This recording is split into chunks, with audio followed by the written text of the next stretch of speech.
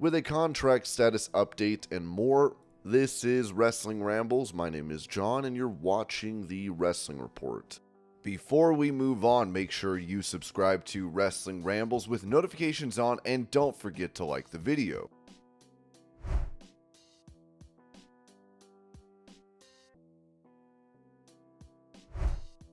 When it comes to the original plans for Rhea Ripley's return to WWE on Raw, PW instead reported that we are also told that initially there was talk of Ripley returning to storylines at SummerSlam or the Raw the day after, but instead the decision was made to go with her versus Morgan at SummerSlam, in part because we are told by sources that Ripley voiced that she believed she would be good to go by the August event, one of the biggest shows of WWE's calendar.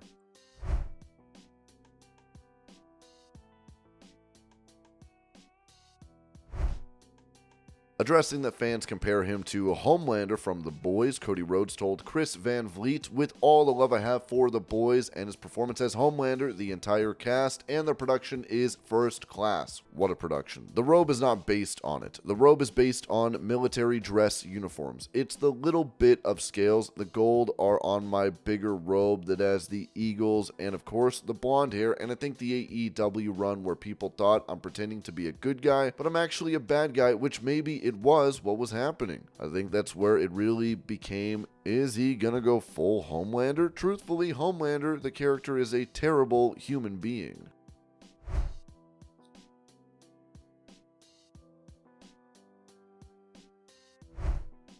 During that same interview, Cody Rhodes had this to say regarding his run with All Elite Wrestling. "I just remember AEW lovingly, and I also knew I was leaving. I knew it was a season. I knew this wasn't going to last, and I knew there was something greater for me out there. And I know that might sound negative to people, but it's not. That's the biggest prize in the wrestling game. How AEW ended was terrible, really, and people are going to write books later on, and these stories are going to get out there, and then it's going to be a whole new ball game. I'm not comparing myself to Batman, but there is a piece of it that's really important. To certain fans from the AEW fandom, they need the story to be, they didn't want me, they pushed me out. They need, he was bad. They need that story. They need me to be the villain. I was always fine with accepting that because of the respect I have for AEW in the first place. How difficult it was to do the original All In, how unbelievable the feeling was to do Double or Nothing, how fortunate we were that Tony Khan wanted to invest in this vision, and he had a vision as well. Regardless of any petty squabbles, I will always have a love for it. I got to wrestle Brody Lee's final match. I got to lead people, young people behind the scenes. I will always have a love for it."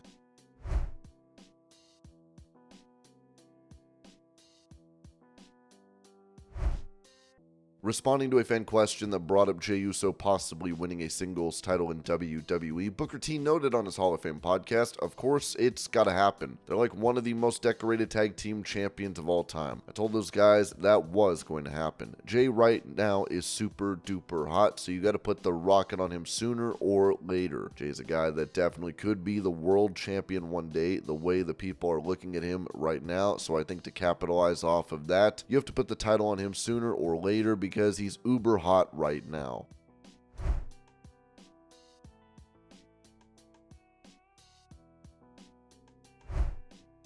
After a WWE live event, a fan would take a couple videos with Damian Priest as well as Solo Sikoa, posting these clips to X. Thank you.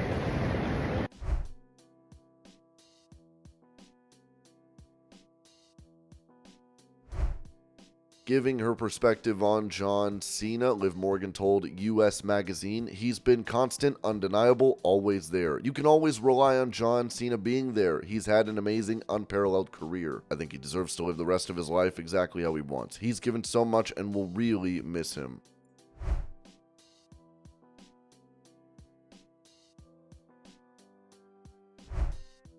Going over changes that could be seen with Tony Khan's Ring of Honor, Ringside News wrote that Tony Khan bought Ring of Honor in 2022 and fans wondered what would happen next. Since then, he has created several ROH pay-per-view events and started a weekly TV show. Khan has talked about his dedication to ROH talent, saying it's different from how WWE treated WCW talent in the past. Tony Khan is also working to keep ROH exciting and new. According to Fightful Select, ROH is set to receive more attention and care moving forward. The upcoming tapings in Arlington are being viewed as a potential turning point for the brand, with plans for dedicated taping sessions. A source informed Fightful that this change is expected to lead to more consistent creative output, as multiple shows will be recorded in a single day rather than filming weekly before or after AEW Dynamite or Collision. Additionally, it was mentioned that MXM has been signed specifically for the ROH brand. When asked if champions would be featured more frequently on ROH TV, either in matches or appearances, the responses indicated that this is likely with the upcoming tapings. On the other hand, a former owner of ROH called out Tony Khan for the current state of the promotion.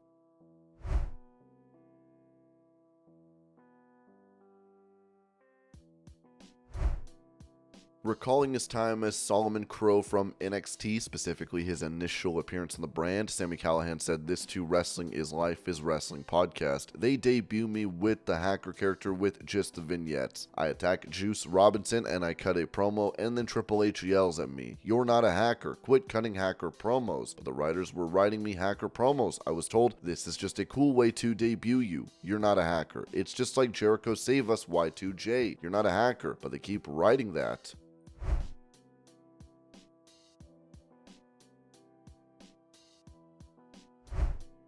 Discussing her decision to turn heel on WWE programming back in 2019, Bayley told Cody Rhodes on "What do you want to talk about?" So it was kind of like I was at a crossroads. If I never try this, then I'll never know, and I always, as a fan, wanted to do everything. You know, I want to be a good guy. I want to be a bad guy. I want to be in a love story. I want to do like the craziest things because I want all that experience. And I was a little nervous when I first started because I thought I would get a lot of female John Cena comments, which is the best compliment I could ever get in that character, you know? But I also was like, I want to try different things.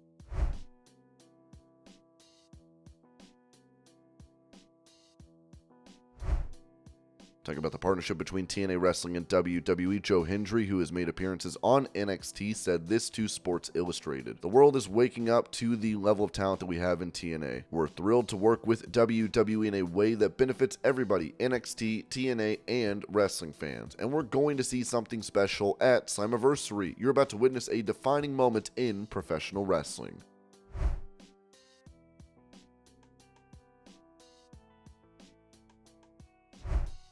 Praising fellow TNA wrestling star Joe Hendry, world champion of the promotion, Moose said this to What Culture: "Yeah, I believe in Joe Hendry. I think Joe Hendry is on the cusp of being the next John Cena. He has worked his ass off. His story and journey show that hard work pays off. Many people don't know the effort Joe Hendry put in, the questions he asked, and how he cornered older guys in the locker room, asking them how to improve."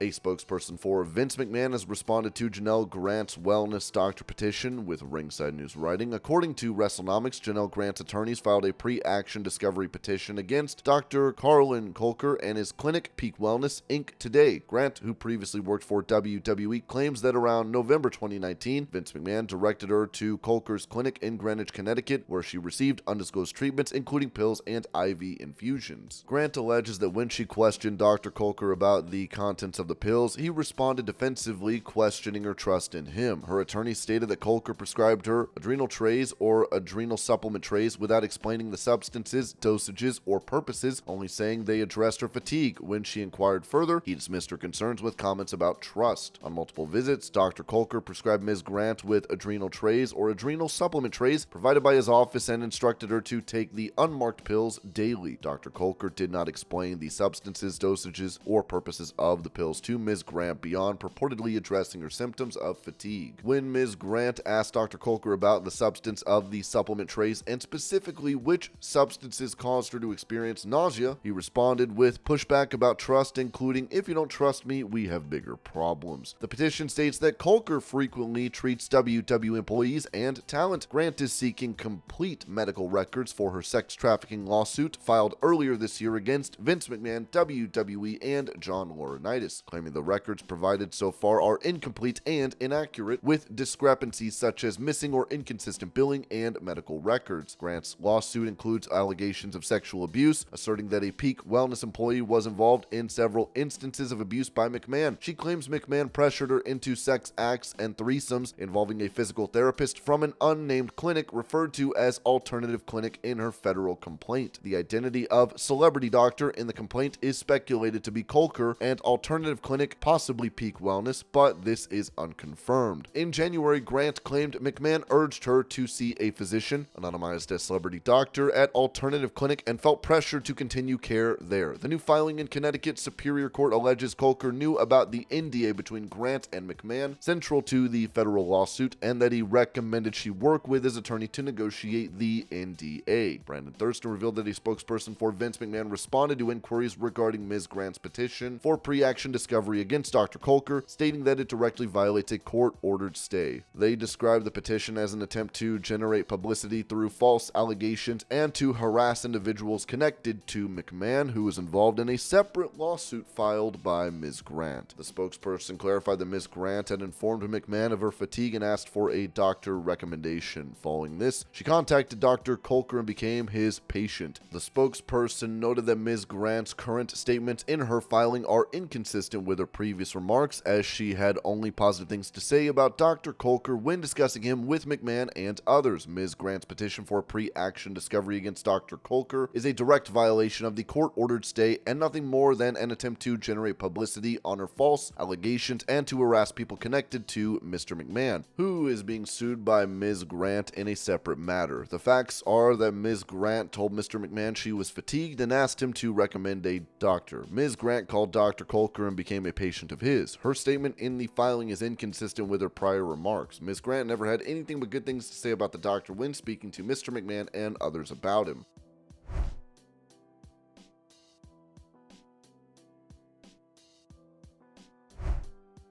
Mentioning his goal of becoming world champion in WWE, Dominik Mysterio told ESPN Daytona, with the legacy that Cody's building on SmackDown for the undisputed title and the legacy that's being built currently for the World Heavyweight Championship, which Seth started and now Damian is carrying it. So I don't know, man. I think it's pretty special because my deadbeat ended up holding the world title 2 times. Then he ended up winning the WWE title just once for, I believe it was maybe 30 minutes, and then Cena came back and took it from him. So I think right now, I would love to beat his 30-minute record of WWE champion. So I think the WWE undisputed title that Cody currently has, it has Mysterio history written all over it.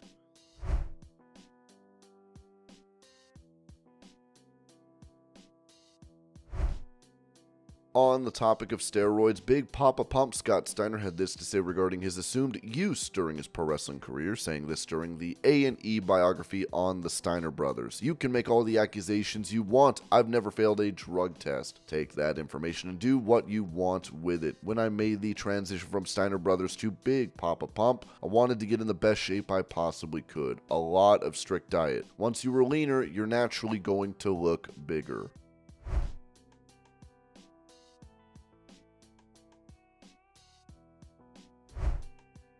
Asked if he would take part in a hardcore match, WWE King of the Ring Gunther told Gorilla Position, "If it's necessary, I guess if I have to, but I would never be the guy that goes up to the boss and be like, hey, I really want to do a TLC match or some other crazy stipulation. I personally like cage matches. I think a proper old school cage match is a really cool attraction, but I feel like a lot of those matches turn into stunt shows at a certain point where it's more about who can do the riskiest jump off something instead instead of, okay, that's the stipulation we have. Let's say the cage is involved. And how do we utilize that logically and for everybody to understand and take that and build a story around it? That would be my approach to it, rather than aiming for what can I do that's so spectacular that it will be forever in people's minds. I don't know. That has never been my personal approach. It's up to every performer themselves how they approach those things, but yeah, just for the sake of having a spectacular match that has some risky stuff, I would not want to do that.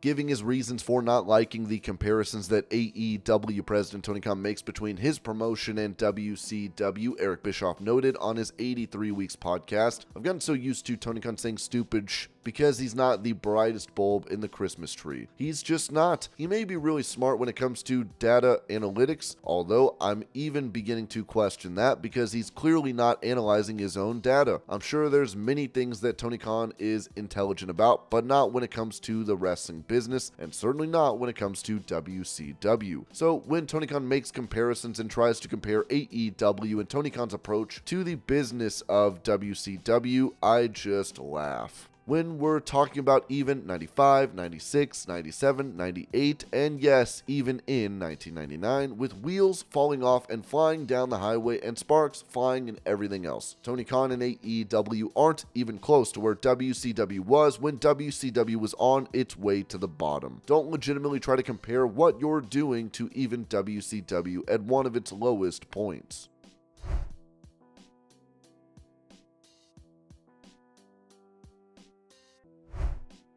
Speaking about potentially having one last match against John Cena in WWE, Rob Van Dam noted on his One-of-a-Kind podcast, "I hope they bring me in for a rematch with Cena. That would be super cool. I don't know if they know, but I know I could have that same match. Absolutely."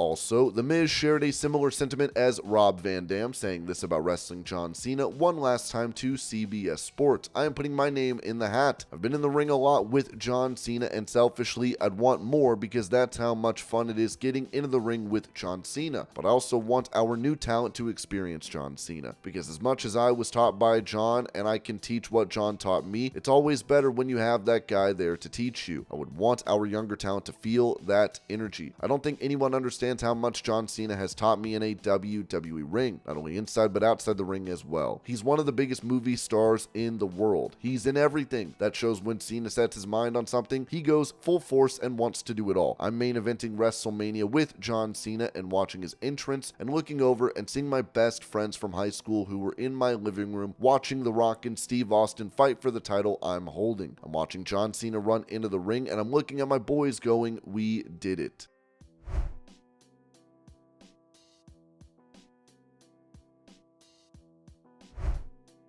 Talking about the AEW contract status of Dustin Rhodes, a user wrote on X, "So, rumor has it that Dustin Rhodes is expected to leave AEW when his contract expires this coming September of 2024. If this is true, I'm sure Dustin Rhodes just wants to be with his brother Cody Rhodes or focus on other things, such as his wrestling school." Dustin replied, "Wrong. Geez, guys, do better. Yes, my contract is up in September, and no, I am absolutely not done. Having the best matches of my life, and hopefully, God willing, I will get to retire on my own terms. Respected with a full heart. Hopefully, negotiations go well because I am damn worth the world. The only things that matter to me are taking care of my family first and foremost, and finishing up when I am ready, and how I envision my retirement. So hold off, guys. This biz is my life, and I love doing it for you, while still having fun and able. Keep stepping, and thank you all for your continued love and support."